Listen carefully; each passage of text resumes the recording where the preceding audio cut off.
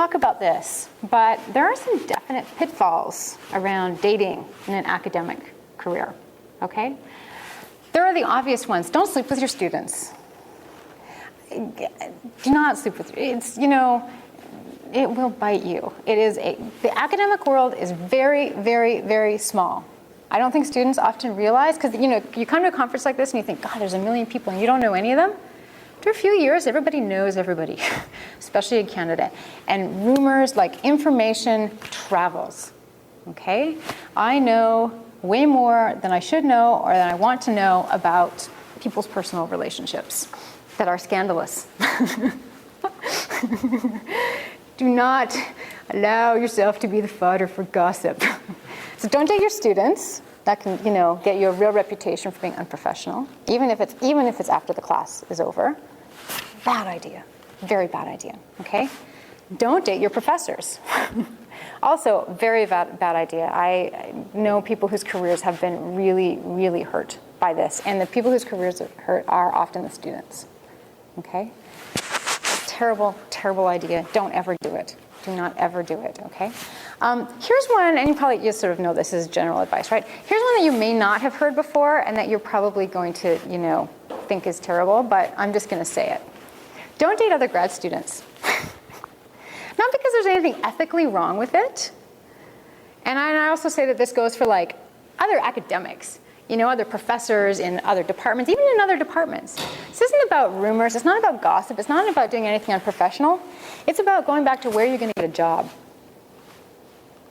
And how are you going to manage that if you both want academic careers? And I say this as someone who made this particular mistake. And I mean, we broke up just at a very opportune time because, boy, I would never have been here. It would have really, really messed up my career if that relationship had continued, okay?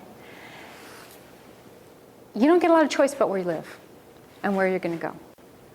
And if you are dating somebody more senior than you and they're a superstar, maybe you can get a spousal hire. Okay, you might be able to get a spousal hire, but you're always going to be the spousal hire, and people are always going to look at you as a second-class academic. You're going to have to work harder. You're going to have to work harder to get past that. And often those spousal hire positions are second-class positions. They're term positions. They're not tenure-track positions. Okay, they're not the best. If you're both at the same stage, you know, you're both graduate students and you're both going on the market. If you're going in a large city that has lots of universities, you may both find jobs. Okay, you're not going to have, for the vast majority of places, you will have almost no leverage for spousal hire. You don't even think about it; it's not going to happen. Okay, and you're limiting your job search in a really, really serious way. Okay, and the chances of you both being exactly on the market at the same time aren't that great, which means that one person is likely kind of going to get screwed, and it may be you and it may be the other person, but it's not happy either way. So, I know that there are many good things about dating other academics. They understand the job. They understand where you're at. You can meet each other's work if you're in the same discipline. There's camaraderie. Wonderful, smart, interesting, intelligent people.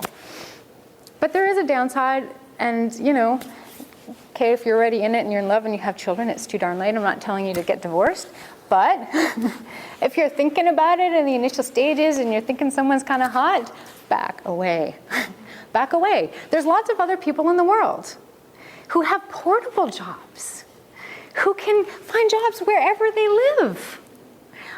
Computer programmers are good. I've dated a couple of those, When I was on the job market, he didn't really want to have to move, but he was willing to move, and plus, I do quantitative work. He was really helpful in helping me learn to be a better programmer, which I needed to do. There's lots of nurses, jobs all over the place, doctor, look outside the pool, is all I'm saying. From a strategic perspective, long run, you're going to be better off if, you don't date each other. So quit eyeing each other across the tables. Back away, back away. So, yeah, the two-body problem, the fact that there's even a term to reference it in academia, this is a problem. It's very difficult. Sacrificing your career for someone who says he loves you is very 19th century. It's kind of unbecoming in the current age, as Ms. Mentor says, and in the long run, there are many more possible people that you can be happy with than there are academic jobs. It's just a reality. For every single one of us, there are lots of people that we could be compatible with and have wonderful lives and relationships with. There's not a lot of jobs. Do the math. And if you can possibly do it, find somebody outside with a lovely portable job who isn't too tied to living in a particular place. It's the ideal.